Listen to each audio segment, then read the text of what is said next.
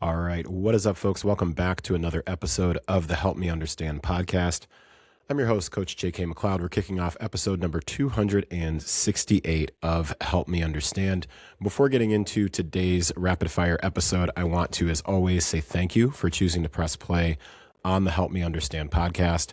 I know that you have plenty of other podcast content that you can and most likely do consume. So I am super appreciative and always want to take a moment to say thank you and express gratitude for you listening to Help Me Understand. If you would also like to help me spread the word about Help Me Understand, I would appreciate it if you subscribe, like, share, whatever the options are available to you on the podcast platform that you're listening to, or if you're following the show on YouTube or watching this episode on YouTube, if you could subscribe to the channel, that would be even better. I would sincerely appreciate it. All right, let's get into today's episode. Also, if my voice sounds a little bit off or a little more raspy, in my head, it sounds a little off. And I could also just be completely making that story up. No, I am not under the weather. I'm not sick or anything even close to that. As of the recording and release of this particular episode, it's on Friday. And a few days ago, on Monday night, my son, Mace, and I were in Nashville, Tennessee, attending the championship game for the FCS division of college football. And our local school here, Illinois State University in Bloomington, Illinois, faced off against Montana State University. And that was, without a doubt, both subjectively and objectively, one of the best college football games that has ever been played in the history of college football. If you know, you know. And unfortunately, Illinois State University ended up losing the game. I believe the final score was 35-34 in overtime.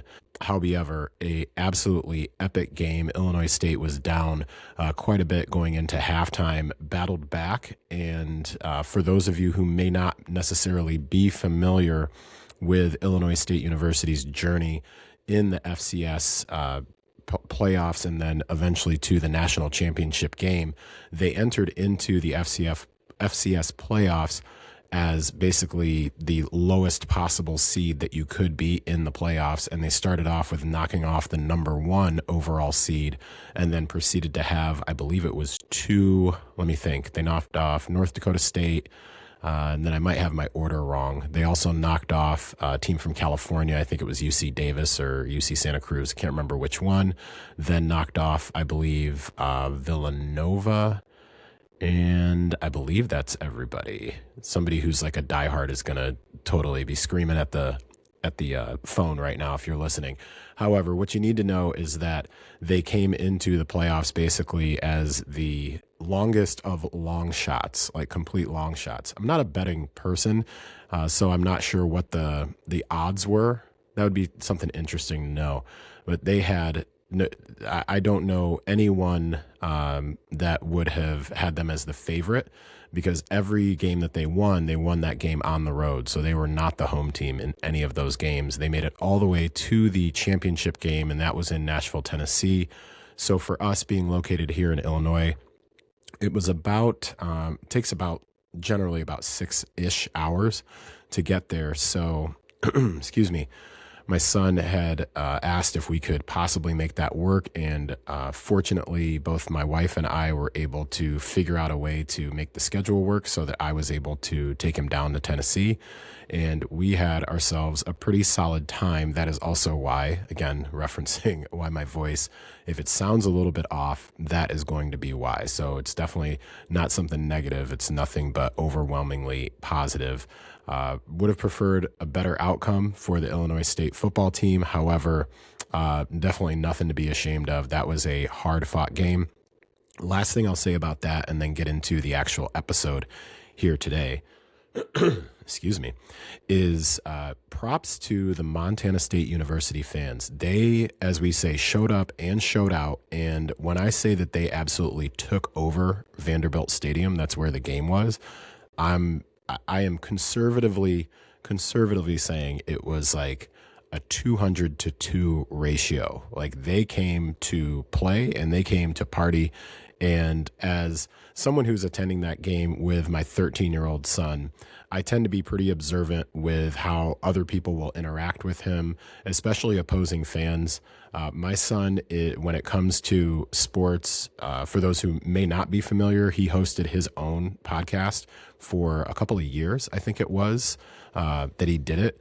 The Kids Talk Sports podcast. So when I say he knows ball, like Mace knows ball for sure. So during the game, if you're sitting anywhere near us, you're going to hear a running commentary because he is a sports fanatic, and he also is really into Madden and College Football 26 on the PS5. So he really likes to get into not just playing the game just to play the game. He really likes to get into strategy and tendencies, understanding how plays go together, and just creating an overall flow of the game. So it was really, really interesting just to hear him kind of predicting what the next play was going to be, what coverages were going to be, where there were mismatches, what the strategy was going to be. It was a very interesting experience. So I say that to say I'm very observant also of, as he's doing this sort of thing, like how are people reacting around him and around us, especially because we had a few ISU fans around us, but for the most part, like I said, Montana State totally dominated that stadium.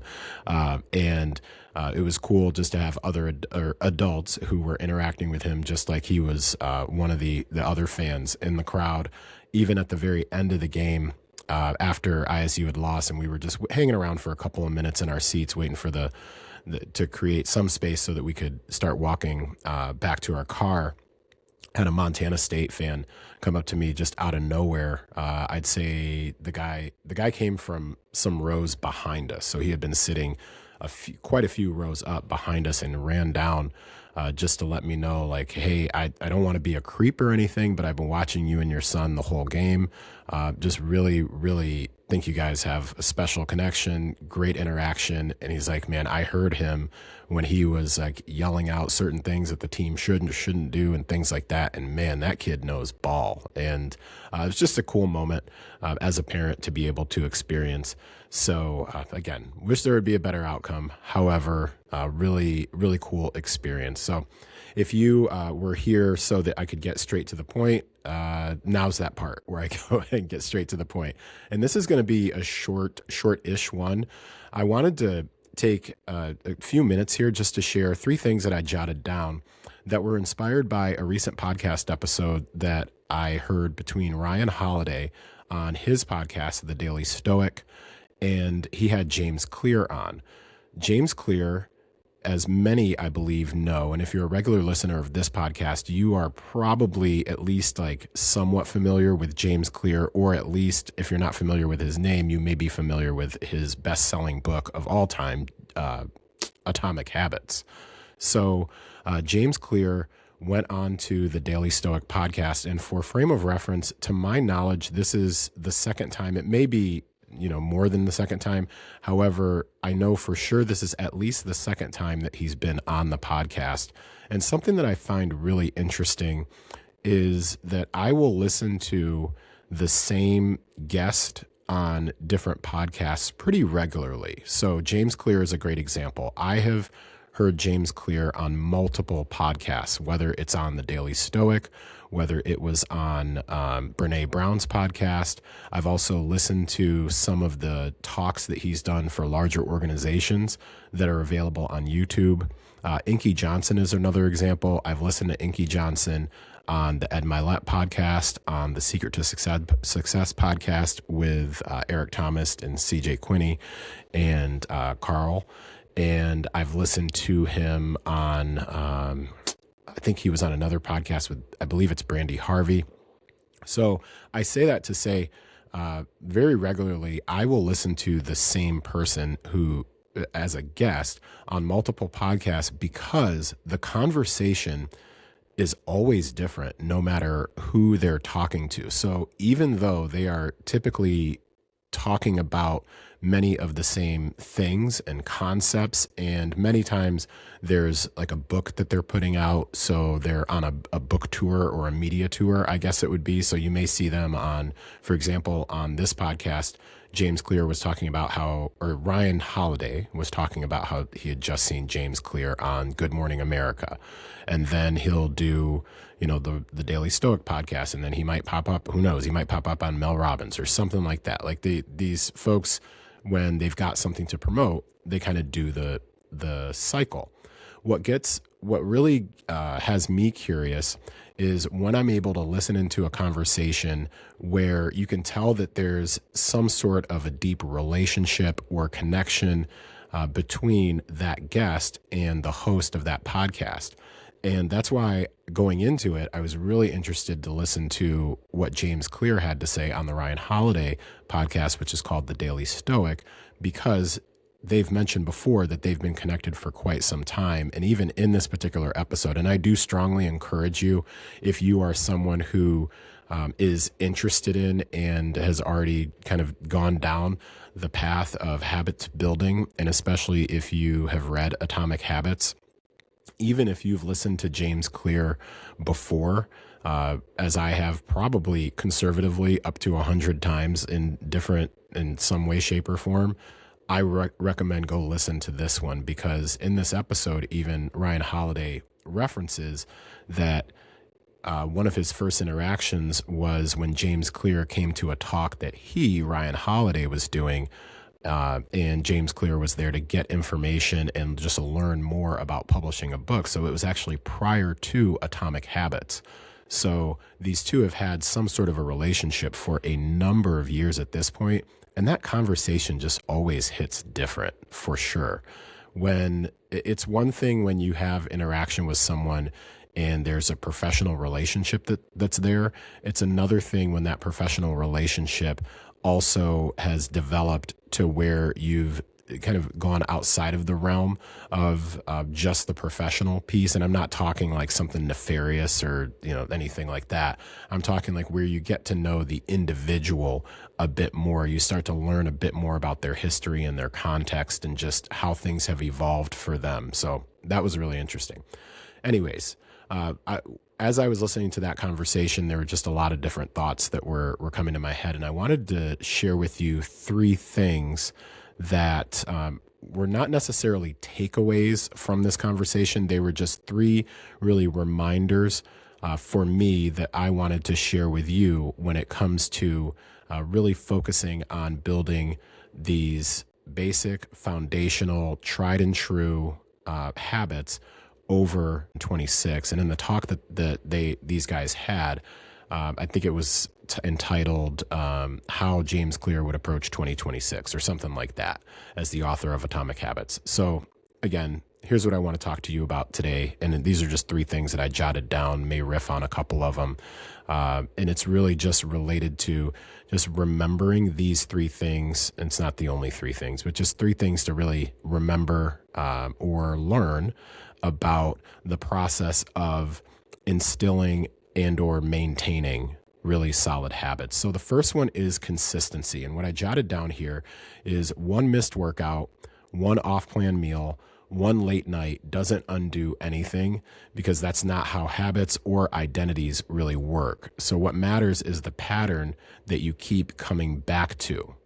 Consistency is often confused with perfection, and it just is not that. Consistency is continuing to show up often enough that the trend line still points in the right direction. And when I think about this particular one, I don't think it's uncommon at this point to hear phrases like consistency over perfection or progress over perfection. And I don't think that we can really hear that enough, because it's just very easy to blur those lines. And my simple definition for me of consistency is, what do I do? What do you do? What do we do more often than not? So more often than not, do I get my workout done or do I not? More often than not, do I default to primarily whole foods or not? More often than not, do I get in, for example, 100 ounces of water or not? More often than not, when it's time for me to go to bed, do I go to bed or do I pick up my phone and start scrolling? So just thinking about that in terms of the overall piece of consistency, that's what I jotted down. All right. And the next one I jotted down is identity makes decisions easier. I'll give you a little bit of context here in just a minute. What I jotted down here is when you're clear on who you're trying to become, a lot of daily decisions stop feeling so heavy. You're not negotiating with yourself every time. You're filtering choices through a simple question. What does someone like me do here? So that clarity will remove your friction and it starts turning your decisions into defaults. So with this particular little snippet that I jotted down, identity makes decisions easier. One of the concepts that really I took away from the first time I read Atomic Habits and when I continue to go back and reference it and listen to different talks that James Clear gives is that forming really solid habits is not about just that habit. It's about being able to become, it's the person that you want to become. And he had a quote in Atomic Habits that said something to the effect of every action you take is a vote for the type of person you wish to become. And that one, in some way, shape, or form, whether I remember it verbatim or not, just really, really sticks with me because at the end of the day, and I'll talk about this in just a second, the context that I've got when it comes to identity makes decisions easier is there's only so much in my strong belief here is there's only so many times that you're going to get like a real big like rush of motivation in order to go do the thing, to check that thing off the list. Like right now I have, I am targeting 26 minutes of exercise every day in 2026. This is not an original idea that I came up with. In my conversation that I had with Melissa just a few episodes ago, she referenced Gretchen Rubin, and one of the things that Gretchen Rubin has shared is a challenge to move 26 in 26. So I've implemented that into my 2026 strategy is move 26 minutes or more every day in 2026. And already there have been a couple of days, I'm recording this on January 9th. There's already been a couple of days, most notably the morning after the football game in that we woke up in Nashville. That was on Monday night. So Tuesday morning when we woke up and my intention was for us to leave fairly early in the morning to make the about 6-ish hour drive back to town. Son's got basketball practice later that night. And when we got back into town, the last thing that I wanted to do was figure out a way to move my body for 26 minutes that day. I'd been sitting in a car doing the driving the majority of the day. Could I have gotten up earlier and gotten a walk in? Absolutely. However, I was tired, and instead of trying to get up, half an hour earlier, to be quite honest with you, in reality, if you're going to exercise for 20 something minutes, you're probably going to need to get up about 40 minutes earlier. So sacrificing 40-ish minutes of sleep that morning before I was going to be the driver that was counted on to be safe on the road just didn't feel like a great decision to me. So I put that off until later. So in that moment when I'm thinking, okay, well, I said I was going to go do this 26-minute walk because that counts when it comes to move 26 and 26 for me. So I'm going to go do this 26-minute walk. That was not really the thing that I wanted to do after driving hundreds of miles and just really wanting to lay down, take a nap, and call it a day. However, remembering that the identity, the person that I want to become, is the type of person who figures out a way to get these things done. So while I didn't do it in the morning, I still could do it later on. We got back late in the afternoon. I could do it that afternoon. So what I did was, instead of, once we got home, unpacked, everything was all good, take my happy self around the block for about a 10-minute walk. And then later on, did the same thing after dropping off at practice, got home, put dinner in the air fryer, and while that was cooking, took another about 20-minute walk around the block, and we were good to go. And there we go. So in that moment, it just made that decision, as I jotted down, identity makes decisions easier, not easy. It makes them easier because in that moment, it's not me relying on motivation. It's not me relying on, okay, what's the big payoff going to be after I get in this bang and walk. Like, that's just really not what my vibe is for the most part, or it wasn't that day. It was, okay, the type of person that I want to be at the end of 2026 is somebody who, when there's an opportunity to still get something done, will go ahead and get that done, because I didn't have anything specific that was stopping me, and I'm blessed to be able to move for the most part when I want to move, so might as well take it. All right, that lingered a little longer on that one. The last one that I jotted down is outcome goals versus lifestyle targets. So what I jotted down here is, it's fine to have a target, whether it be fat loss or strength or more energy or anything along those lines. But if that target doesn't fit into a lifestyle you can actually live with, it will not last. The goal has to evolve into a way of living, not something you visit for 8 weeks, but something you can maintain even on a random Tuesday in March. So the thought process behind this particular statement that I came up with is, it is fantastic and strongly recommended to have a specific target. So I will share with you right now, here in January, I'm currently in a dedicated fat loss phase for about the next 8 or about 7 weeks, it would be at this point. I have identified a general range that I think I'll end up at from a weight perspective. Now, my goals are far beyond how much I want to weigh. It has much more to do with other things. However, I wanted to set some sort of a specific target, and I decided to make it a range. So I have a specific weight range that I believe I will end up at if I follow through on the things that I say that I'm going to do through the end of February. It's basically last week in February, first week in March, I believe, is what I set as that ending point initially. May go longer, but initially that's what I'm committing to.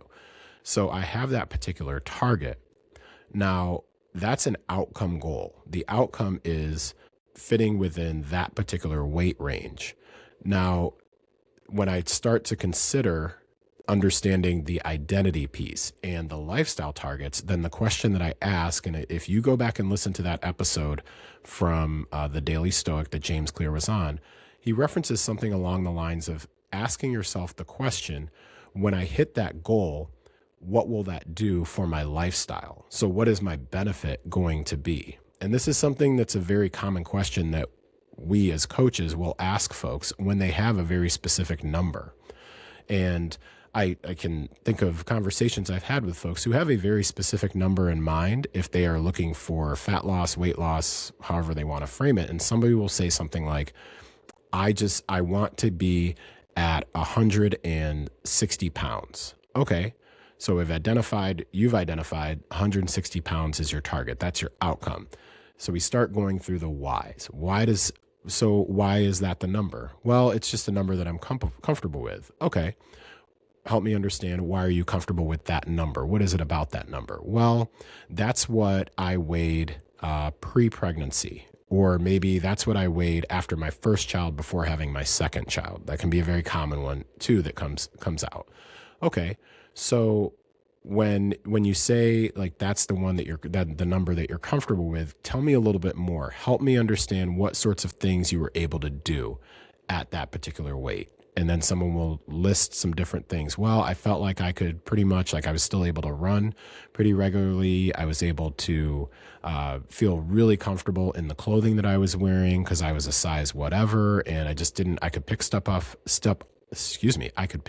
up off the rack, and I didn't have to just constantly be frustrated about trying all these different things on. Okay, gotcha. Anything else that's going on there? And people will start to share more and more about the sort of lifestyle that they remember having. They remember how they felt. They remember maybe not having to think so much about like what's the right amount of cardio to do or the not a right amount of cardio to do and things like that. So what we're doing at that point is we're being able to identify the lifestyle that the person has now attached to that particular number. So what tends to happen more often than not is as we start going through the process, whether we hit that particular weight goal or not, we still stay primarily focused on what sort of lifestyle factors are you wanting? Because it's not just about, again, the outcome goal. It's also what is the lifestyle target? Because you can hit your outcome goal. You can hit your weight number of 160 pounds and then feel absolutely miserable because in order to get to that point, you completely starved yourself. You were cutting out on any family activities, and you were constantly feeling like your sleep was disrupted, your libido was trash, so your relationship started deteriorating. And it's like, okay, so now your lifestyle is a hot mess, but no problem because you weigh 160 pounds. And if you're feeling like I'm throwing out some sarcasm, I am, because this can be, unfortunately, something that is really, really common. So when it comes to building these particular habits around just the basic 3 fundamental habits or foundational habits: eat well, sleep enough, exercise regularly. It doesn't mean that when you focus on eat well, sleep enough, and exercise regularly, that you don't have targets in place, like a weight goal. You certainly have a weight goal, no problem there. It's a matter of how are you going to then live your life once you've hit that particular number. And I remember being told a long time ago just to question, like, okay, well, whatever you had to do to get to that particular point, are you willing to continue to do that? Because 9 times out of 10, some version of different things that you had to do in order to reach that particular number, you are going to have to continue to do that in order to stay within that particular range.